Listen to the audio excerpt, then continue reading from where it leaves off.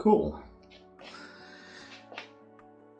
Hey, it's your favorite nobody, and I'm just a regular, everyday normal guy. Hope you're doing well. I'm absolutely loving the Insta360 Go 3. Bought just before 3S came out, which is scummy on the part of Insta, but that's fine. I just wish it supported external microphones, because I'm not satisfied with the audio. Mind you, the room is not acoustically treated for that. And then again, the camera was not designed for this, I don't think. And many people are saying, well, just plug in an external camera and then sync your, a microphone, and then sync the audio track with the video. I'm not gonna do that. So today, or right now, I want to talk about, well, first of all, these are not the same boxes you've seen in the previous video. These are boxes to a different recliner, so give me a break. Again, regular, everyday, normal guy. I want to talk about a video by Force Gaming on the lawsuit of Nintendo against the creators of Palworld. You know, not a copyright infringement, but the one where Nintendo claims Palworld may have infringed on, or may have used stuff that's patented by Nintendo. Force feels very strongly about the subject matter. I do too, but from a different point of view. So let's see if I can make some sense of this. In the early days of humanity, genetics made a lot of sense and gave huge advantages to our ancestors. And no more great example of this is the difference between Neanderthals and Homo sapiens. As you might tell, Homo sapiens kind of won. Not only did they surpass the Neanderthals, but I think they may have been their demise. We may have been the demise of the Neanderthals. So yes, in the early days of humanity, genetics made a lot of sense. But then over time, we found a way to write down thoughts, ideas, experiences. And we also found ways to, or kind of intuitively understood that imitating others could be of our benefit. What do I mean by this? And in a book by Ian McGilchrist about the left and the right side of the brain and how they work and how they helped shape the world, largely debunked, I think, or maybe not exactly true. But he makes an interesting point where he says, well, illustrates an interesting point. He says, well, in the past, somebody might have been born with genes that led them swim better, or just be good swimmers, natural swimmers, just naturally feel comfortable in waters. But then others could imitate that, could learn from them. And although you don't get as good as somebody who is naturally gifted, you could get places. You could learn to swim. You could imitate the movement. You could imitate the pattern and practice until you kind of look the same, do the same thing, and get the same results, more or less. And I think this applies to many other things in life. This applies to learning a language, how to play the guitar, how to cook. I think a lot of people nowadays say, I'm a visual person. I have to see a YouTube video to learn something, because that's what we do. Certain skills, they have to be illustrated to you. They have to be made visible. And although you might not be as good as the person demonstrating things, you can replicate that. You can replicate it. And I think that's vital to the development of humanity, to our flourishing, to us getting to 8+ billion and more. It's just this imitation game is really a big thing. And again, so is the ability to generate knowledge and then to accumulate it, and not just in our heads, but actually on paper, digitally, and so on and so forth. And there is another point I want to make with this, is that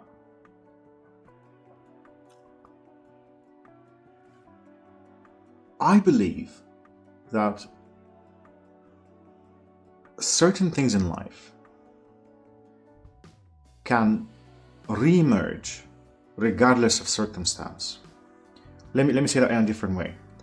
One reason why I'm an atheist, for example, is because although across the globe people intuit, people feel that they are a part of something bigger. There is something big out there that's impacting us and influencing us and is shaping reality. Different parts of the world have different mythos around this. I'm no expert. I'm no expert at all. I've read the Bible. That's all I have. I've been to a church. I've been to a mosque. I've been to a temple.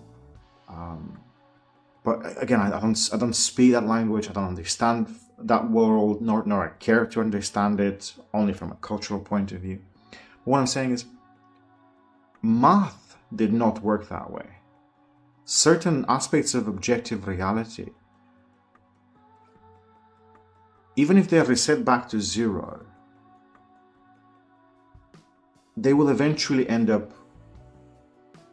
where they are now, or maybe in some shape or form, but they won't be that different. Let me say again, if I make sense with this. It doesn't matter what you believe in. Things are ones or zeros. Things are on or off. Until you get to the quantum, in which case it's both. That's where things get absolutely mad. But to a degree, certain understanding, certain technologies, certain sciences, math, physics, chemistry, biology, these things, even if destroyed now, even if humanity were to disappear now, today, right now, as of the moment of watching this video, if other intelligent life crops up and starts from nothing, it will find ways in nature to get to this point. Maybe not exactly the same, but to this point. Whereas religion, again, cannot do that. Deities will be called different, rituals will be different, the whole approach to things will be different. And that doesn't mean one is lesser than the other. What I mean is, at some point, abstract thought, or at some point, thought in general becomes abstract, becomes so complex that it's hard to imitate. It's hard to naturally get to the exact same thing, And this is where patterns come into play. As much as I hate to say it, as much as I hate to admit it, I think that patterns are okay for things that are stupidly complex, things that take a lot of research, research and development, a lot of money, a lot of time. But there is also a dark part about this, where things that could be imagined by somebody else in a different way can also be patented.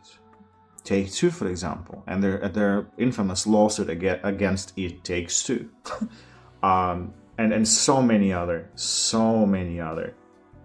lawsuits on these grounds, where you can't say the way certain things looks, or the way a certain word is written, or the way, or just even words. Like some corporations can even say, well, we coined this term, this is ours, done deal. Not even a word. It can be an everyday word. And I think that's taken it too far. I'm not saying Nintendo has done exactly that. They must have a good reason to file this lawsuit. Otherwise, they wouldn't be doing it. And quite frankly, I don't care for Pal World one single iota. In that I don't play it. I do see it's high derivative of existing franchises, and I'm like, But at the same time, I don't hate on the people doing it. I don't hate on the people creating this. I don't hate on the people playing this and enjoying it, because, again, that's what games are for. And then Force Gaming talked about the Shadow games, Shadow of Mordor, Shadow of War by Warner Brothers, and the Nemesis system.